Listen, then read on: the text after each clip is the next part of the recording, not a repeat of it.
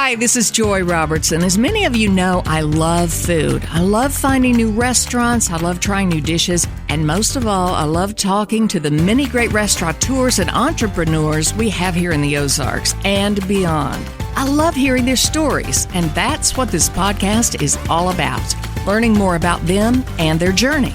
So join me as we savor the Ozarks.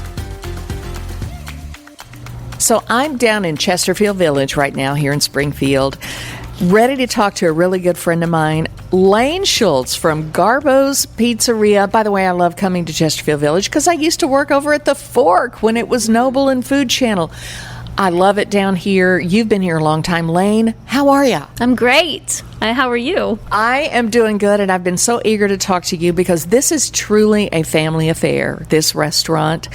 I want to talk to you about Garbo's, how long it's been here, and how it got started. Am I right? 34 years? 34 years. We're ending our 34th year. So we're getting ready to step into our 35th year of business, which is sort of mind-boggling, right? Like, to think that this has lasted this long. And I don't know, I guess because, my mom started the business, and so I was 8 years old. So I'm not afraid to share my age. Well, I was going to ask you, you can't be a whole lot older than that. So did you grow up eating pizza? Was your mom all about pizza when you grew up? Did you grow up here? Yes. So I literally grew up in Garbo's. So my parents were divorced. So when I would stay with my mom every weekend and every Wednesday, one of those fun parenting schedules, I was under the counter at our first location. I had a little cubby hole with a little, those black and white TV radios. Oh, yeah. I had that, and I had my coloring books, my pillow, my blanket, and that is where I literally grew up, just under the counter at Garbo's. And then I was cutting mushrooms when I got bored. I was shredding cheese, which I probably shouldn't admit because I was probably too young to use that. No, good for you. Yeah, it was definitely, at the time, I was just bored out of my mind and hated every minute of it. But that's how I got my time, with my mom during that time. And she has a truly remarkable story.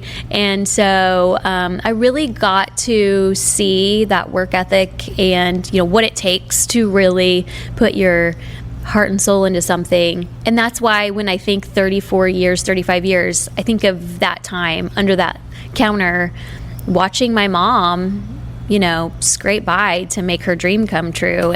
And she did. And your mom is Pam. Yes. And where was the first location? So the first location was at the corner of, we say M Highway and Scenic, which is now Scenic and Republic Road. Just a little, it was actually, we started as only carry out and delivery. We had 4 tables. It was like 750 square feet, just a small little location where, my mom went around. Her marketing in that day was just to hang door hangers, over here in this southwest part of Springfield. Mm-hmm. And it was all word of mouth. And, we had pizzas, we had salads, we had garlic cheese bread. And I think that was the first menu. And then slowly, over time, became this. Here we are. Yeah. What a great story. So Pam, as a single mom at that time, got it together, decided what she wanted to do, and she did it. And I hate to say this, but she kind of hit Republic Road before it was Republic Road. Everything's on Republic Road now. And you're in Chesterfield Village, and you've been here how long? We've been in Chesterfield Village since 94, so... Okay, so even before I got to town. But tell me about your mom. You and your mom are really tight. She started this and turned it fully over to you. You are the owner-operator now. It's been less than a year. Tell me about your mom. We were hoping, by the way, to get her here, but she's going to let you do the talking. Tell me about Pam. Oh, gosh. Where do you start with Pam? Is she anything like her daughter? Because she must be a spitfire, let me say.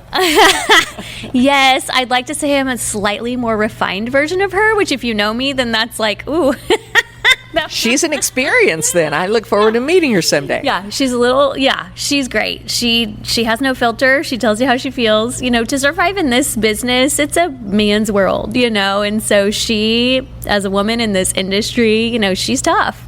And she doesn't back down. And if she needs something to be the way she needs it, she's going to make it that way. And so that's I think that's why she has done so well for so many years, because one of the things being around this long is consistency, and she has kept it consistent. And if that's a supplier that doesn't carry something, or we can't get it because we're just so small, she will climb mountains to find that thing to keep Garbo's consistent for our customers. So, she's tough. But yeah, so my mom, she's a Springfield. Well, she wasn't born here, but she's lived here her whole life.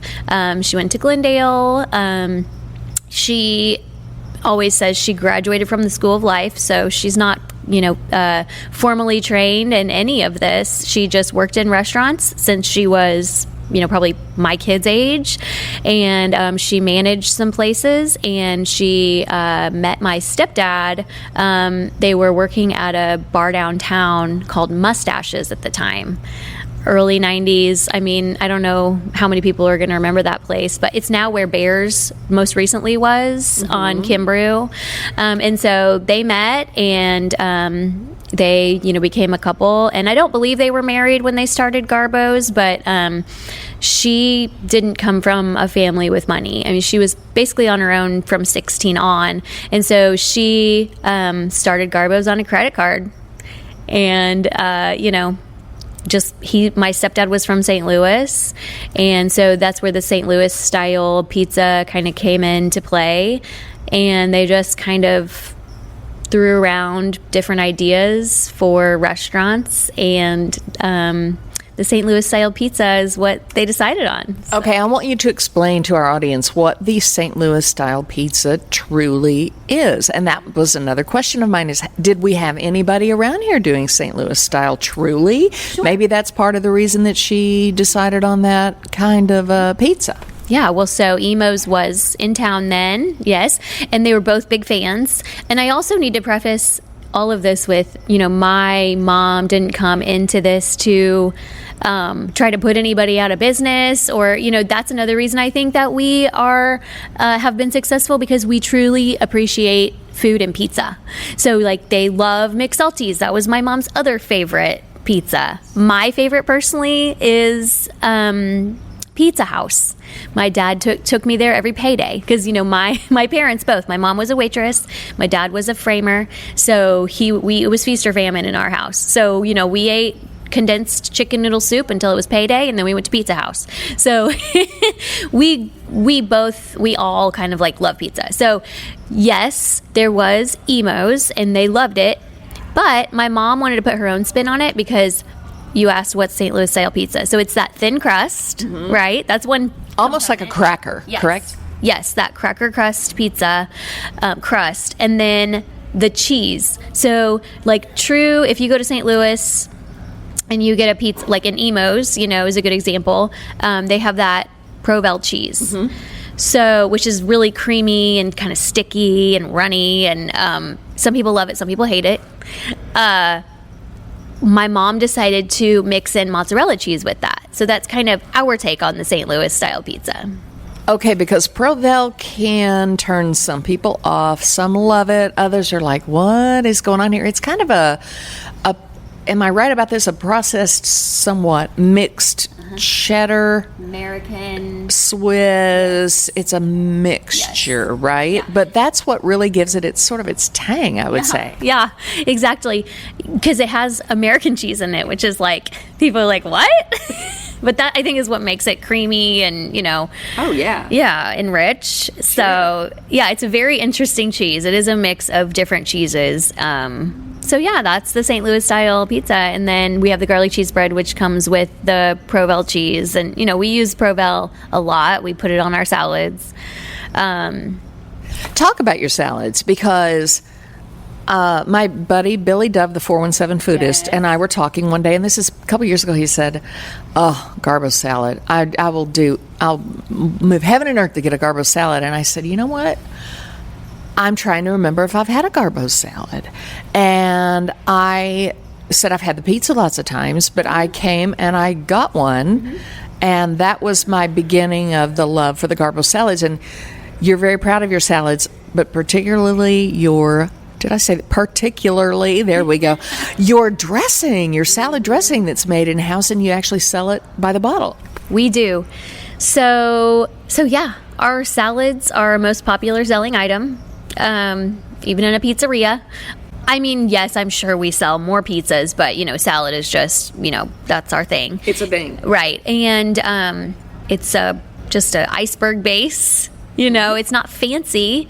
It's just a good salad. But we have a lot in there. There's a lot to it. And we make them fresh. So people sort of build their own at times. But yeah, the dressing and then that Provel on top, that's just sort of the zinger. So our dressing is a secret recipe. It's nothing super, again, not fancy, not super special, but it is hard. We've had people come in and they're like, I have tried to replicate this at home for many years and I just can't do it. What is the secret? And we're like, sorry, we can't tell you. What I love about that, Laine, is that you sell it different size bottles, but then you can bring the bottle in and get it refilled, which I think is great. Yeah, so that was actually a brainchild of my mother's, so got to give her, some props. Still, yes. So, people were always saying, will you sell your dressing? And we were like, no, because that's what keeps you coming back, we're kind of like a teaser. And then we're like, well, why not? COVID came and, lots of things changed. So we decided to start selling the bottles from here. And they come in glass bottles. And so you can bring it in and have it refilled, quote unquote. We don't literally refill it. We give you a clean bottle, but if you bring it back in and get a refill, then you get a little discount. So it's also nice because it's sustainable, and that matters. And I appreciate that you pay attention to that. I just think that's amazing. So you took over this business full time, and you've been doing this for a while, correct? How long have you really been hands-on involved? Yeah. So, I grew up working here. So in college, I waited tables all through college, went to Drury, and actually have a degree in biology and chemistry. So never planned on coming back. And then, but it was perfect for me because we closed back then at like 10 on the weekends. So I could just work and go hang out with my friends. So I really did support myself through college, working here. And then I obviously quit when I graduated and I moved away. But my husband and I have been back in town for almost exactly 14 years. And so at the time, we were sort of struggling financially at Garbo's. My mom had 3 restaurants. It was just like too much for her to handle. My mom is this really amazing person where she, in the past, would give some people jobs as managers that maybe they weren't really amazing managers. She gives everybody a chance. She took a chance on them, and you never know, some may not bloom like others do, yes. But I admire her for giving people a chance, Me too, and it's not always a bad thing, but when you're one person and you really need those people to be running your restaurant, she was really running all 3 restaurants herself, and that's just very hard. So that's my whole point, Right. So, not to be talking bad about the people we employed, but, sometimes you give people a chance and they aren't necessarily the best fit for that position. Well, and the restaurant business is tough anyway. It's a lot of work, a lot of work managing people, but making sure you have all of the things that you need and you have the door open and you have, customers that want what they want. Yes. So you came back here and took more of a hands-on inside of Garbo's. Yes. So I came back and I was like, and I had been working in the business, world, and I sort of kind of had some ideas for how we could, formalize things. I mean, back then we were still doing everything by hand. We had paper tickets. We, didn't have a POS. We didn't have computers. We didn't have even a register with prices. We just put in our own prices. So you can imagine it was really easy to kind of, do what you wanted Or mess it up royally. Yes, End of the day, you're trying to do the books, Mess going, it up. what? Yes, we did payroll by hand, everything. And so I kind of helped her, formalize a lot of those things. We got our first computer. We hired our first attorney, our first CPA. We got we became big kids. And so, worked on a lot of pieces just to kind of make it easier for her. And it took more than one person. So we consolidated back down to just this one location, which has always really been sort of our flagship, if you will. And then, a year later, we became business partners. So I did work in-house full-time as the general manager for several years. But I am someone who... People who know me know this. I typically have multiple jobs. I get bored. I, love to do... I'm an achiever. So, I feel like I'm... Okay, this is great. What's next? And so I found this lovely clothing company called Matilda Jane, and I became what they called a trunk keeper for that company, which became like another full-time job. So I had basically those two jobs. And then I was pregnant with my third child, and I kind of decided to step away again. So I called myself a silent partner, because we became business partners, officially about 13 years ago. Right, and there's nothing silent about you in any other way. And I mean that in the nicest way. Right. No, I'm not. That's true. And I'm not offended. I'm very self-aware, Joy. I can tell. So I kind of stepped away, and that's when I went in, because I had been working at the American Red Cross in Colombia before my husband and I came back.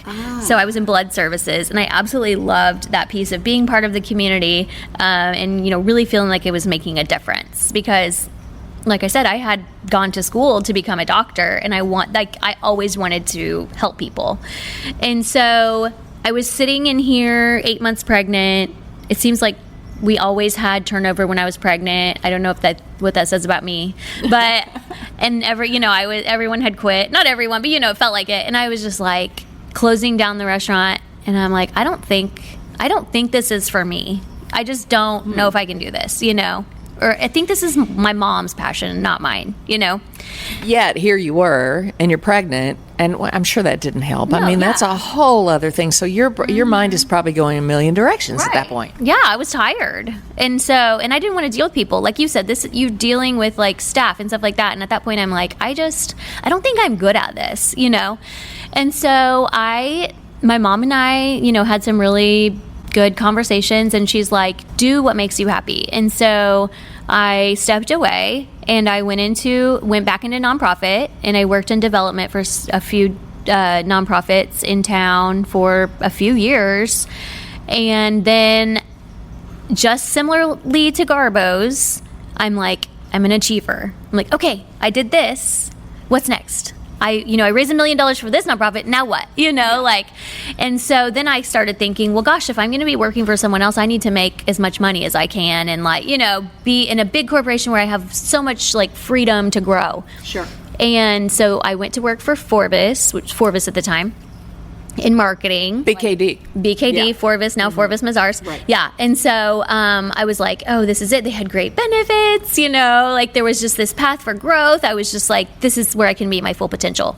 And it was absolutely not for me. I mean, it was just I've learned a lot about myself. I'm not a corporate person. I mean, it's a great place to work. I absolutely loved the culture, all of the stuff, but it was public accounting, I was so bored with, even my manager was kind of like, yeah, I don't think you actually like this. No, I do. And it was just really one of those perfect examples of trying to fit a square peg into a round hole. And they're like, you are an amazing employee, you're doing a great job, but this is not the right fit for you. Not your jam. Yeah. And I'm like, you're right. So that was sort of this existential crisis. Now what do I do?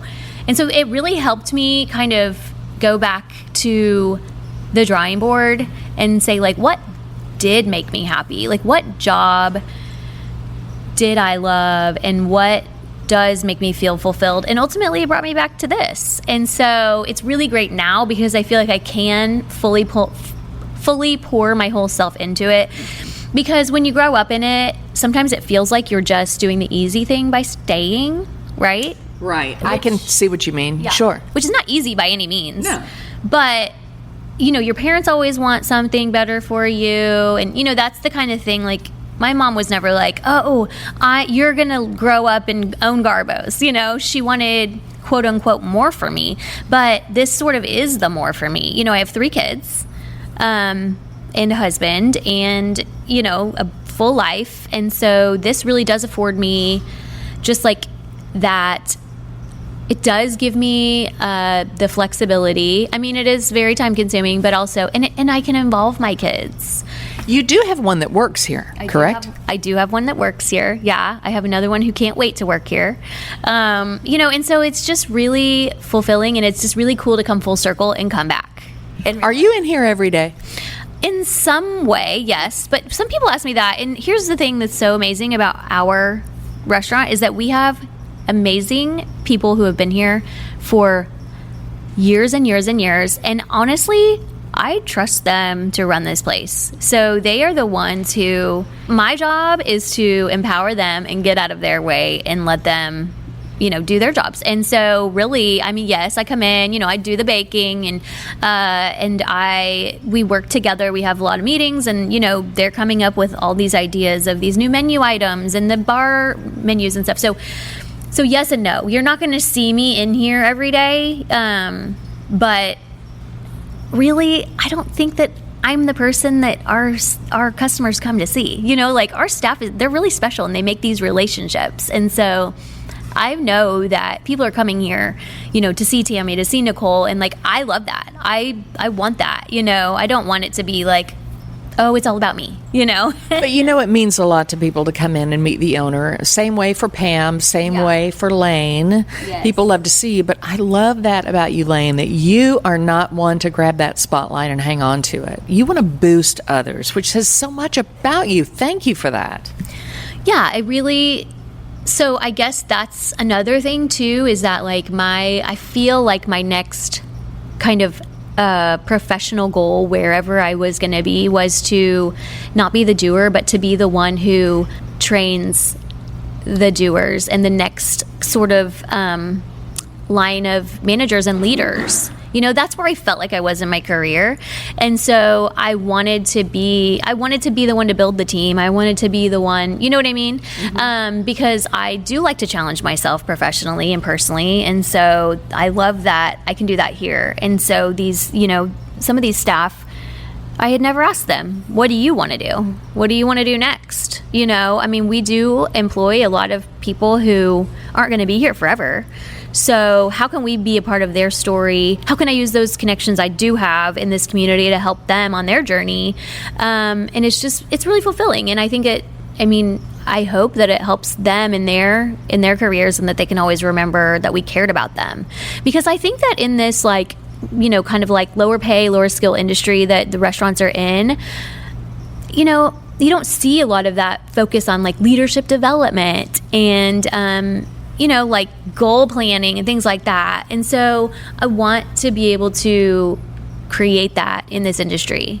Wow, Laine with the master class. Good stuff. Hello, it is Ryan, and I was on a flight the other day playing one of my favorite social spin slot games on ChumbaCasino.com. I looked over at the person sitting next to me, and you know what they were doing? They were also playing Chumba Casino. Everybody's loving having fun with it. Chumba Casino is home to hundreds of casino-style games that you can play for free anytime, anywhere. So sign up now at ChumbaCasino.com to claim your free welcome bonus. That's ChumbaCasino.com and live the Chumba life. Sponsored by Chumba Casino. No purchase necessary. VGW Group. Void where prohibited by law. 18 plus. Terms and conditions apply. And another thing you brought to the table, I'm about ready to sign up here. I think I've got a lot to learn at my age.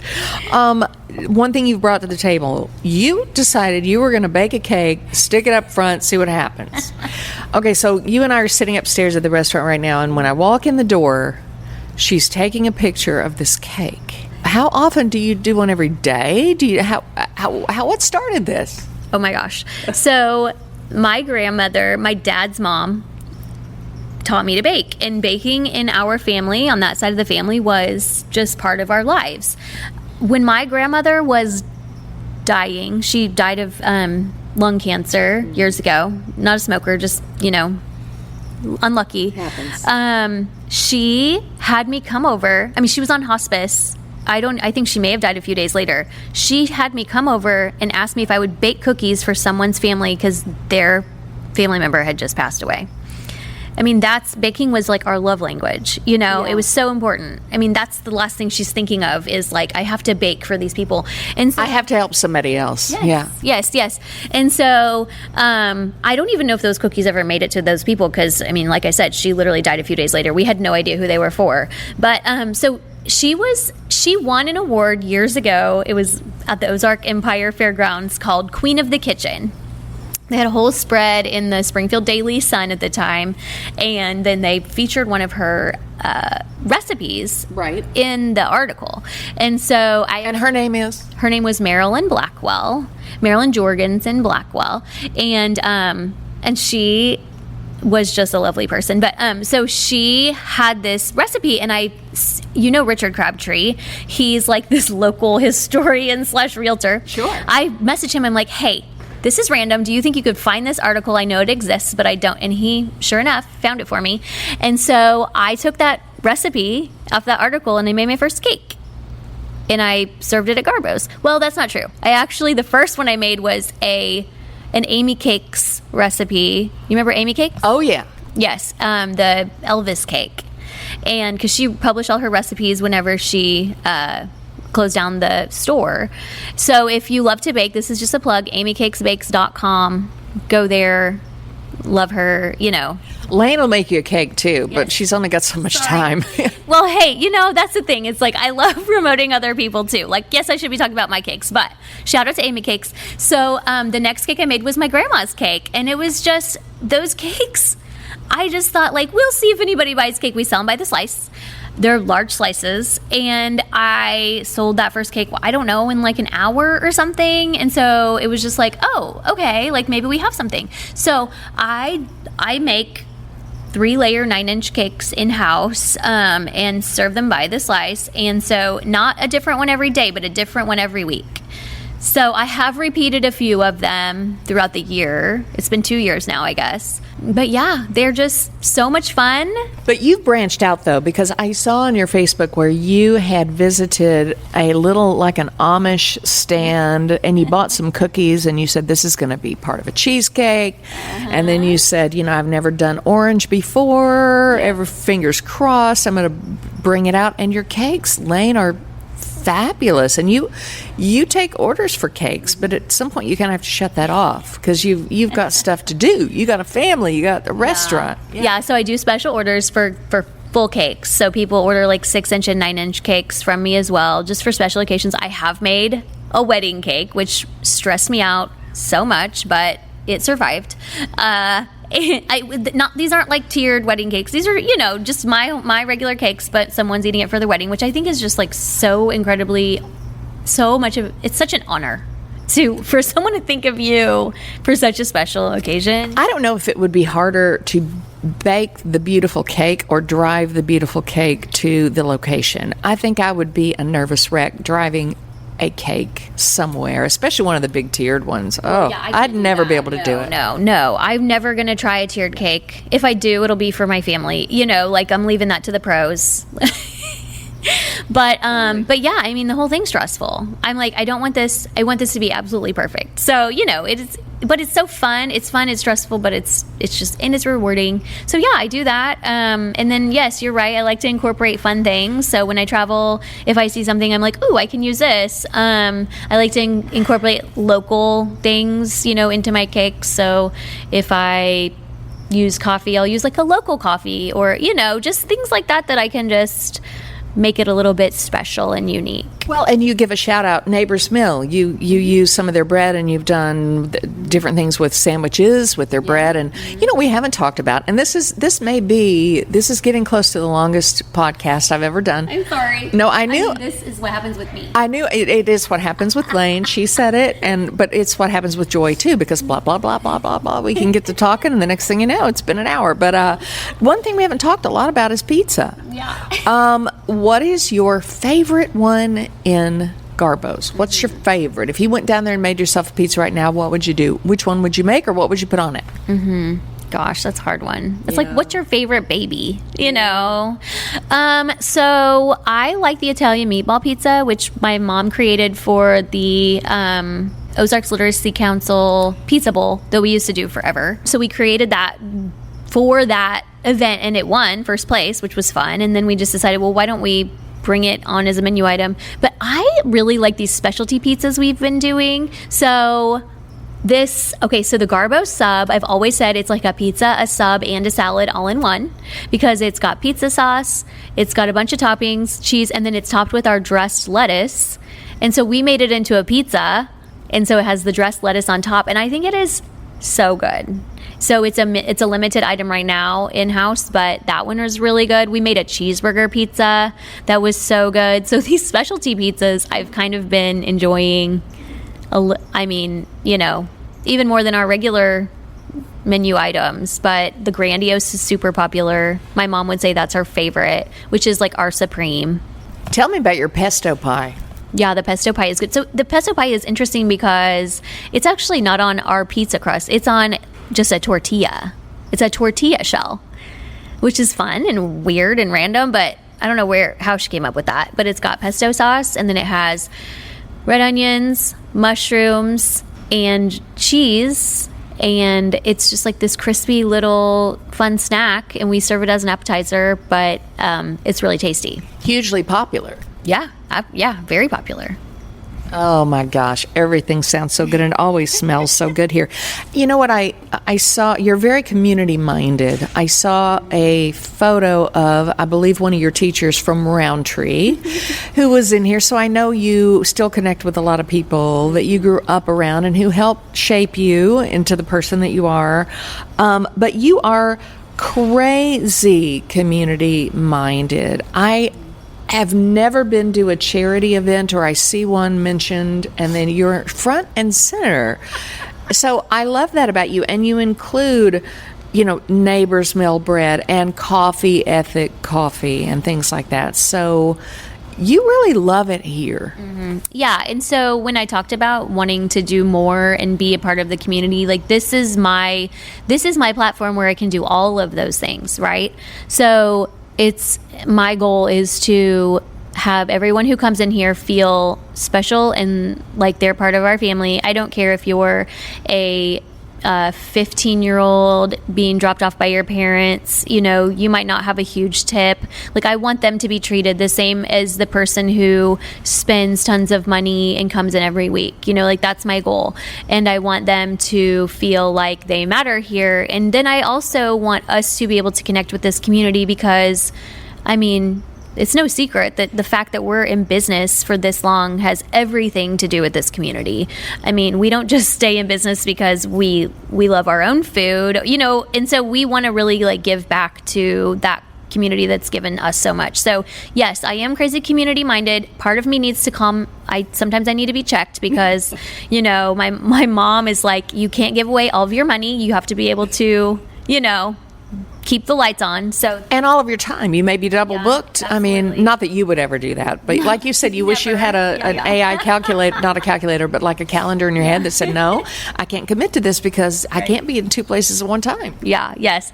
So really, that's just my love language. And so that's why we do that. So, and yes, I probably go to too many events. I'm working on that too, but it's so hard. It's just like, there's so many great organizations in this town that are making such a difference, and I want to support them in any way I can. It's not always financially, but time and, just awareness building. So yeah, that's people who don't get involved in this community in the 417, I think are really missing out. We have some incredible givers and workers here, and people who are some of the most philanthropic and caring people. I'm just so impressed. When I came here, I liked it. I didn't think I'd be here as long as I have been, and we're approaching 30 years. Not bad. Really love it. Okay, so do you cook at home? And when you don't eat here or at home, where do you like to go in the 417? Oh my gosh. Okay, so I cook at home. No one eats what I cook. So, Oh, come on, they do. What's your specialty? no, they don't. So okay, so this is my amazing family. So, and here's the thing, people always say like Facebook is a highlight reel. Like I don't sugarcoat my life. So I have I do have a wonderful life. However, I have 3 children. One is a vegetarian, not my choice, not mine. He decided when he was 8 years old, he wanted to be a vegetarian. So that's interesting. So he has his whole thing. And he's also a swimmer, and he's super skinny. So I have to figure out, I have like him on a specific diet to gain weight. I have my 12-year-old who has oral sensory issues. So I used to be like, no, you have to eat this. And she was gagging. I'm like, okay, fine. What will you eat? Yeah. So it's like, pasta, cheese. Again, trying to get her to get in some protein is a hot mess. And then I have my 5-year-old who is spoiled and gets anything he wants in life. And so whatever he says he wants, he gets. So, and then I have my husband who refuses to eat leftovers. So I'm telling you, Joy, I'm cooking like 5 meals a night. They're all different. The only thing that I can get everyone to eat is manicotti. Oh, who doesn't love a good manicotti? Okay, so you're good at the manicotti. It's so random though, and it's time consuming. So here's my life hack. I buy the pre-made manicotti from Sam's. So I know it's wonderful. Yeah, it's really good. I know when I buy that, everyone's eating. So that's my secret. I have picked the manicotti up several times from Sam's, and it's quite good. Yes. But where do I eat? Yeah, where do you like to go out when you go out? What do you like? Oh gosh, there's so many great places, and I feel like if I say a place, I'm gonna forget like some of my favorites. Everybody understands. She didn't know this question was coming. I didn't, so but I do have to say, like you could find me every single day at the counter, literally bellied up to the bar because I was pregnant well, that sounded bad. The lunch bar, not like a liquor bar. I gotcha. Okay, I kind of figured that out. Yeah. At Nearly Famous, favorite lunch spot, and I get the same thing every day, and they know what I want, So okay, let me guess. Hang on. Are you a tomato soup girl? Mm-hmm. Okay, you're nodding. Quiche. Yes. What's your go-to? The large, very famous salad. Amen. And a cup of the deli tomato soup. You and I are the same person, kind of, but you work way harder. I don't. And you're half my age.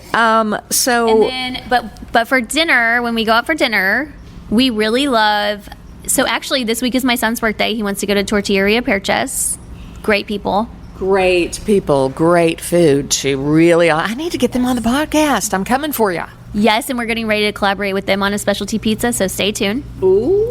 And then I love that place in Ozark called Vineyard Marketplace. Yeah, Vineyard Market. Really good. Yeah. Retro Metro. I'm a huge Jalili fan. So like Mike Jalili's restaurants every single one of them is amazing. Haven't had him on the podcast yet, but I've messaged him and said I'm coming for you too. Yeah, he's amazing too. And also community person for sure. But I'm a huge fan of Flame, which I know is downtown, and I don't make it downtown as often, but big fan of that. Red Room downstairs. That's where I am. Yeah, it's great. Mini burgers. They just celebrated like 20 years or something. And they're really, really good. But yeah, that's kind of a guy. And I love all their food, but it's funny. My husband and I'll go down there to have a drink, and we always end up with the little burgers because they're just so good. Killer. Yes. T-Bar and Bites, another like huge favorite. Aviary. I love Aviary. So yeah, oh my gosh, my daughter is obsessed. The one that doesn't eat anything, Craft Sushi. Oh, Michael Cho, yes. Good golly. Michael and Jenny nailed it with Craft Sushi. Haven't had them on yet. I'm coming for you. Oh my gosh. He just got an award for like, I think Biz 417 magazine for like 100 best people or something. I don't know what it is. I butchered it, but yeah, he's an amazing person too. So those are some of my favorites. I'm sure I missed some of you. I'm sorry. No, it happens. She didn't know I was throwing this at her. Okay, I'm checking the time here. Yeah, we've hit 40 minutes. This is a record. Laine, High five! We did it. This is great. I mean, how can you shut you down when you start talking? And again, Garbo's Pizzeria in Chesterfield Village. It is a family affair. It's a feel-good place. Full bar, have fun, sit outside when the weather's nice. And thank you, Laine, for all you do, for believing in these people, employing people for all of these years, keeping the tradition going. It's so good to talk to you. Thank you so much. Thanks for doing what you're doing. It's really great. I love it. Yeah, people like us, small businesses, we don't have a big outlet for sharing our stories, and we don't have large marketing budgets and all that stuff. So this kind of thing is really important, and you probably, more important than probably what you realize. So thank you. Well, and hats off to Midwest Family and Around the Ozarks for having me and asking me to do this. This is what I absolutely adore, is conversations with people like you. So cheers to you. Cheers. Be sure to go to AroundTheOzarks.com to sign up for our daily newsletter, where you can get every episode of Savor the Ozarks, plus all our other podcasts, events, and contests straight to your inbox. And what are your favorite dishes in the 417? You have any restaurants you'd like me to visit? Email me at joy@AroundTheOzarks.com.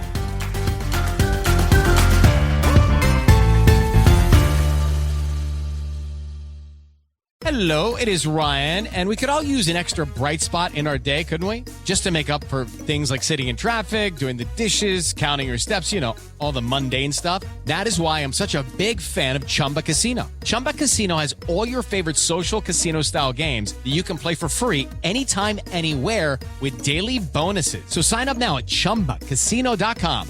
That's ChumbaCasino.com. Sponsored by Chumba Casino. No purchase necessary. VGW Group. Void where prohibited by law. 18 plus. Terms and conditions apply.